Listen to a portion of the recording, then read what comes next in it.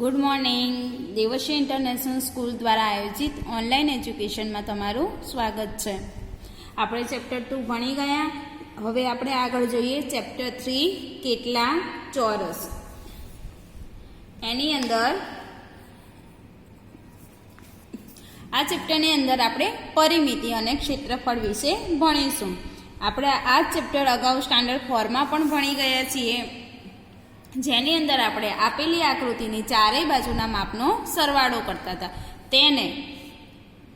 તેને જે વસ્તુ છે એની પરિમિતિ કહેવામાં આવે છે. જેમ કે આ એક ચોરસ છે. પરિમિતિનો મતલબ થાય છે એટલે જેટલી બાજુ છે એ બધી, અને મિતિ એટલે એનું માપ. તો જે આકૃતિ છે એની બધી બાજુનું માપ એનો સરવાળો, જેને પરિમિતિ કહેવામાં આવે છે. આપણે કોઈ બી વસ્તુની પરિમિતિ જાણવી હોય તો જે આકૃતિ છે અથવા તો જે વસ્તુ છે એની કિનારીનું માપ, કિનારી એટલે કે એની જે બાજુ છે એનું માપ, એને એની પરિમિતિ કહેવામાં આવે છે. જેમ કે આ આકૃતિ છે, એની કિનારી કઈ છે? આ. તો એ કિનારીનું માપ, એનો સરવાળો, એને પરિમિતિ કહેવામાં આવે છે. તો પરિમિતિની વ્યાખ્યા શું થશે કે કોઈ પણ બંધ આકૃતિ, પરિમિતિ શોધવા માટે બંધ આકૃતિ હોવી જરૂરી છે. અગાઉના ચેપ્ટરમાં આપણે શીખી ગયા કે બંધ આકૃતિ કોને કહેવામાં આવે છે. તો કોઈ પણ બંધ આકૃતિની બધી બાજુઓના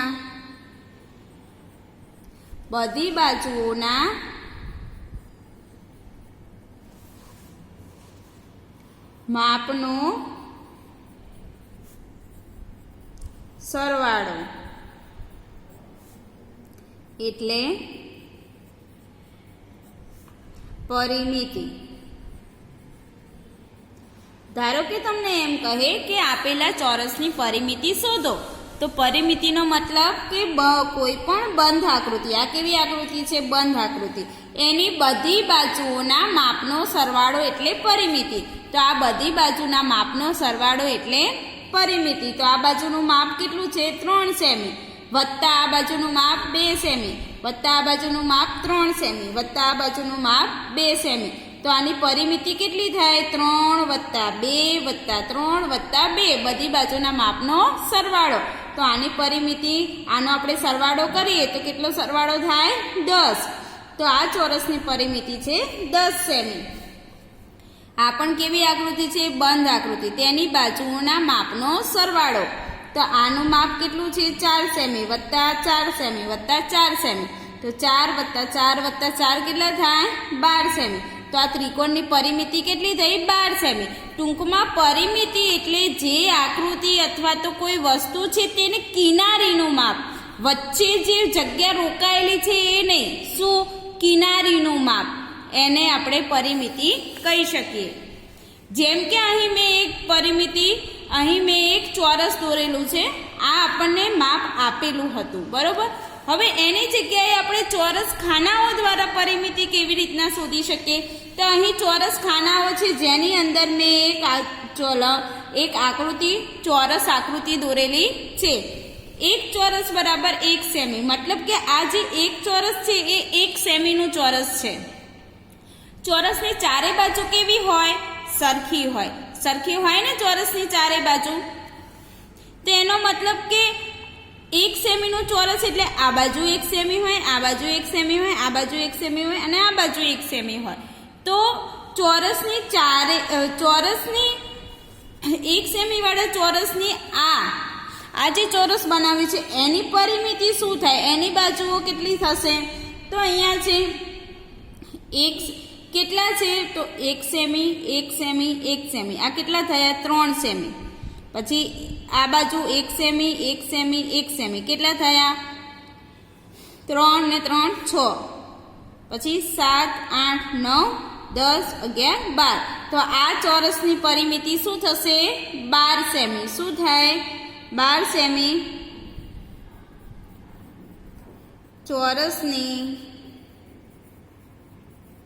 પરિમિતિ બરાબર કેટલા છે 1 સેમી 1 સેમી 1 સેમી, પછી આ બાજુ 1 સેમી 1 સેમી 1 સેમી, આ 1 સેમી 1 સેમી 1 સેમી, આ 1 સેમી આ 1 સેમી અને આ 1 સેમી. કેમ આપણે 1 સેમી લીધું? કેમ કે એક ચોરસ બરાબર 1 સેમી છે એટલે. તો કેટલા સેમી થયા? 1 2 3. તો ચોરસની પરિમિતિ બરાબર કેટલા થશે? 3 3 6 3 9 ને 12 સેમી. ખબર પડી દરેકને? આ આપણને માપ આપેલું હતું એનો આપણે સરવાળો કરતા હતા. એની જગ્યાએ 1 સેમીનું માપ હોય અને ચોરસ ખાના દોરેલા હોય તો આવી રીતના પરિમિતિ શોધાય. હવે તમને ખબર પડી ગઈ કે પરિમિતિ એટલે શું. આની પરિમિતિ શોધવી હોય તો આપણે લખી શકીએ કે પરિમિતિ બરાબર 2 સેમી વત્તા 3 સેમી વત્તા 2 સેમી વત્તા 3 સેમી. કેટલા થાય? કુલ 3 ને 2 5, 3 ને 2 5 બરાબર 10 સેમી. આ આપણે શેની પરિમિતિ શોધી? ચોરસની. આ ચોરસની સોરી લંબ ચોરસની. શેની પરિમિતિ આપણે શોધી? લંબ ચોરસની.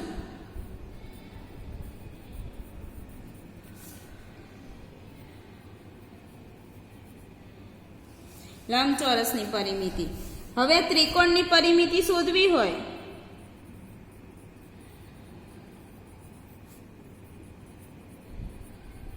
તો શું થાય?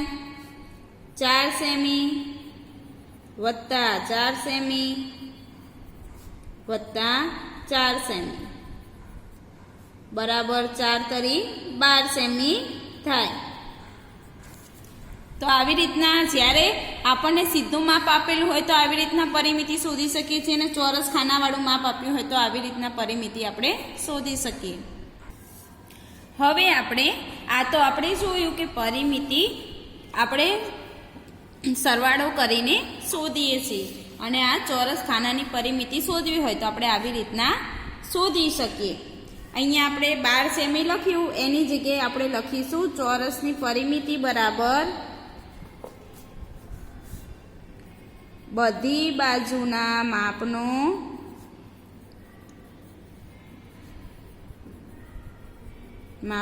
સરવાળો કેટલો થાય? 1 + 1 + 1 + 1 કરીએ તો કેટલો થશે? 12 સેમી. ઓકે, ચલો હવે આપણે એનું સૂત્ર તારવીએ. પરિમિતિનું સૂત્ર કેવી રીતના બને છે? તો આપણે અહીંયા સૌ પ્રથમ હું એક આકૃતિ દોરું છું.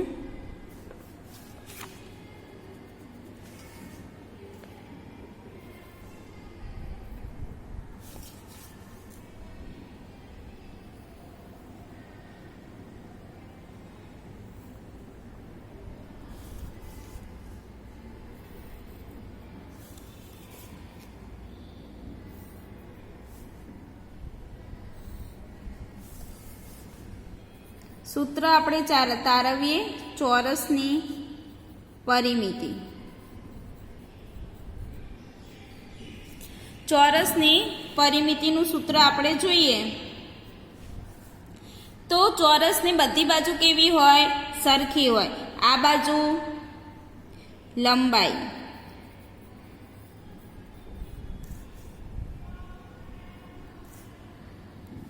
પછી આ બાજુ ચારે બાજુ સરખી એટલે આ બાજુ પણ લંબાઈને આપણે ઇંગ્લિશમાં એલ કહીએ છીએ. શું કહીએ છીએ? એલ. આ બાજુ પણ લંબાઈ એલ.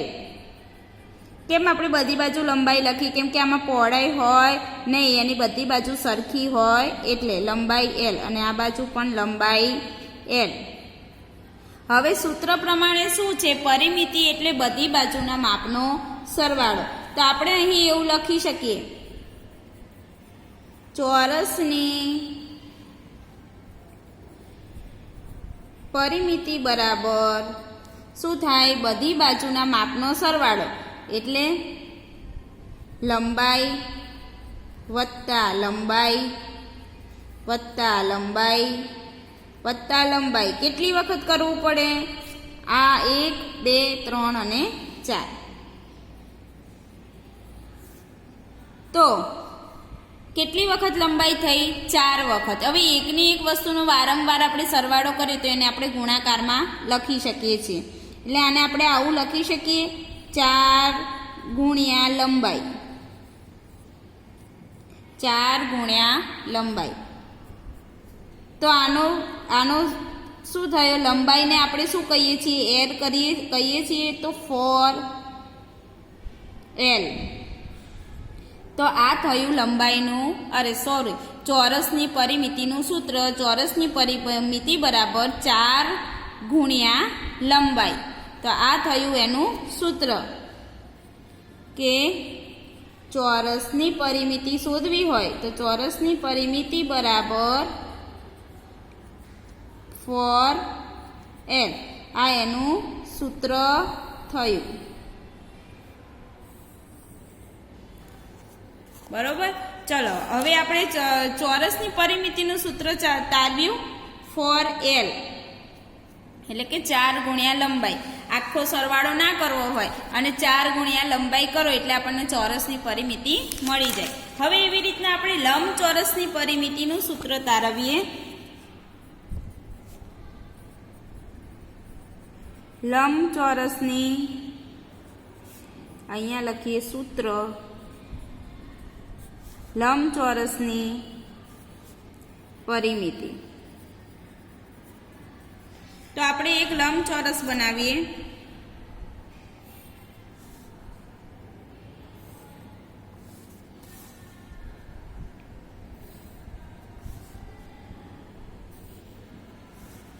ચલો આને આપણે શું કહીશું? લંબાઈ. આને કહીશું પહોળાઈ. આને કહીશું લંબાઈ અને આ પહોળાઈ.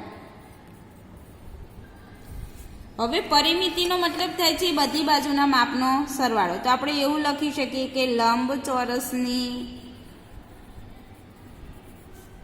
પરિમિતિ બરાબર,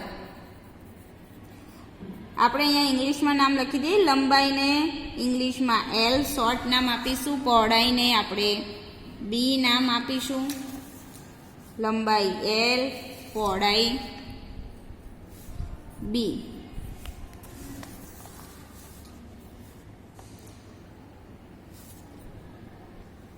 હવે આપણે આનો સરવાળો કરીએ કે લંબચોરસની પરિમિતિ બરાબર બધી બાજુના માપનો સરવાળો. તો આપણે એવું કંઈ લખી શકીએ, લંબાઈ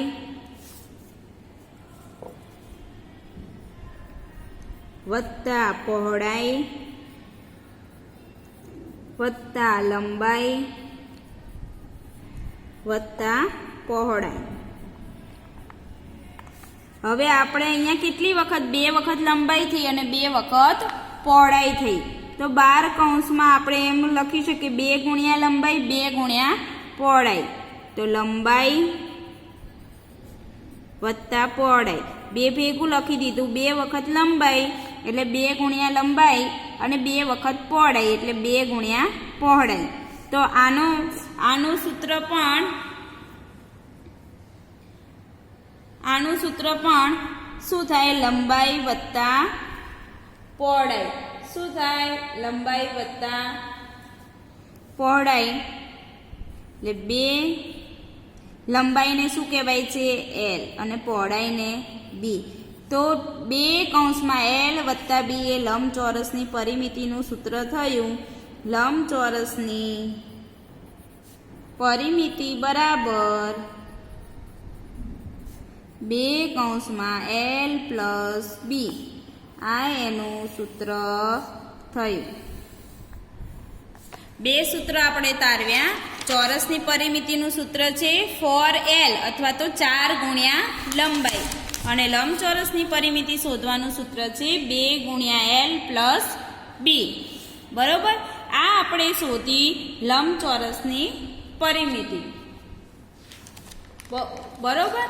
હવે હવે આપણે પરિમિતિ વિશે શીખીએ. હવે આપણે પરિમિતિ શોધવાના કેટલાક ઉદાહરણો જોઈએ. આપણને સૂત્ર બનાવતા આવડી ગયું. ચલો, નીચે આપેલા આકારોની પરિમિતિ શોધો. હવે આપણે ચોરસ લંબચોરસની પરિમિતિ જોઈ, પણ જ્યારે ચોરસ લંબચોરસ સિવાયના આકારો હોય ત્યારે એની પરિમિતિ શું થાય? બરોબર. તો પરિમિતિનો વ્યાખ્યા ખાલી યાદ રાખવાની કે પરિમિતિ એટલે એની બધી બાજુના માપનો સરવાળો એટલે પરિમિતિ. તો અહીંયા એક આકૃતિ આપી છે જેનું માપ છે આ 6 સેમી, 4 સેમી, 4 સેમી, 6 સેમી, 3 મીટર અને 3 મીટર. તો આપણે અહીં એની પરિમિતિ શોધીએ. શું થાય? બધી બાજુનો માપનો સરવાળો 4 સેમી વત્તા 6 સેમી વત્તા 4 મીટર વત્તા 6 મીટર વત્તા 3 મીટર, 3 મીટર, 6 મીટર વત્તા 4 મીટર, બધી બાજુના માપનો સરવાળો. તો આ બધાનો સરવાળો કરીએ તો થાય છે 26. તો પરિમિતિ શું આવી? 26 મીટર. ખબર પડી? પરિમિતિ શું આવી? 26 મીટર. જે એકમમાં માપ આપેલું હોય એ જ એકમ જવાબમાં આવે. એવી રીતના આની પરિમિતિ જોઈએ તો 5 મીટર વત્તા 3 મીટર વત્તા 2 મીટર વત્તા 2 મીટર વત્તા 2 મીટર વત્તા 3 મીટર વત્તા 5 મીટર. પરિમિતિ બરાબર 3 વત્તા 2 વત્તા 2 વત્તા 2. આ જે બધી બાજુ છે એના માપનો બધા માપ લખ્યા છે અને એનો સરવાળો કર્યો. એનો સરવાળો થાય છે 22 મીટર. તો આ આકૃતિની પરિમિતિ થઈ 22 મીટર. ટૂંકમાં એ યાદ રાખવાનું, પરિમિતિ એટલે કિનારીના માપનો સરવાળો. આની થશે 4 વત્તા 8 વત્તા 7 વત્તા 2 વત્તા 10. તો થાય 31 સેમી. આની પરિમિતિ થાય 31 સેમી. પછી આ ચોરસ 3 સેમી વત્તા 3 સેમી વત્તા 3 સેમી વત્તા 3 સેમી.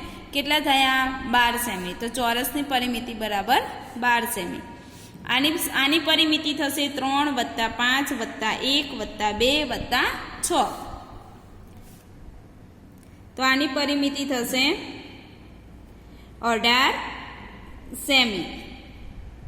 તો આવી રીતના તમને કોઈ બી આકૃતિ આપેલી હોય તો તમને પરિમિતિ શોધતા ફાવે. શું કરવાનું? બધો જે આપેલો હોય માપ એનો સરવાળો કરવાનો એટલે એ આકૃતિની પરિમિતિ શોધાઈ જાય. હવે જે મેં તમને શીખવ્યું કે ચોરસ ખાના દોરેલા હોય અને એની પરિમિતિ શોધવી હોય તો કેવી રીતના શોધાય. તો અહીં મેં કેટલાક ખાના દોરેલા છે. એક ચોરસ ખાનું બરાબર 1 સેમીનું છે. આને 1 ગુણ્યા 1 સેમી અને આપણે રેગ્યુલર જીવનમાં 1/1 પણ કહીએ છીએ. એટલે કે આ બાજુનું પણ 1 સેમી અને આ બાજુ પણ 1 સેમી. ચોરસની ચારે બાજુ સરખી હોય એટલે બધી બાજુઓ કેવી હોય? 1 સેમીની જ હોય. કિનારીનું માપ તો આ પહેલી ચોરસ છે એનું કિનારીનું માપ જોઈએ તો આ 1 સેમી થશે. આ 1 સેમી, આ 1 સેમી, આ 1 સેમી, આ 1 સેમી. કેટલા સેમી થયા? 1 2 3 4 5. પછી આ 6 7 8 9 10 11 12 13 14 15 16 17 ને 18. તો આકૃતિ એની પરિમિતિ બરાબર 18 સેમી થઈ. 18 સેમી શું કર્યું? 1 સેમીની છે. ચોરસ 1 સેમીનું છે. કેટલા ચોરસ સમાય છે એ પ્રમાણે એની કિનારી ગણી. અહીંયા આ કિનારી ગણાશે ને અહીંયા આ કિનારી પણ ગણાશે. એવું નહીં કે અહીંયા આ ગણી તો આ બાજુ આ ના ગણાય. એવી રીતે આકૃતિ બી ની પરિમિતિ ગણીએ. 1 સેમી 1 સેમી 1 સેમી એટલે 1 2 3 4 5 6 7 8 9 10 11 12 13 14. તો આકૃતિ બી ની પરિમિતિ 14 સેમી. શું કરવાનું? અંદરના ખાના નથી ગણવાના, એની કિનારી ગણવાની છે અને એની કિનારી 1 સેમીની થાય. ચોરસ 1 સેમીનું છે એટલે. સી ની કિનારી માપીએ.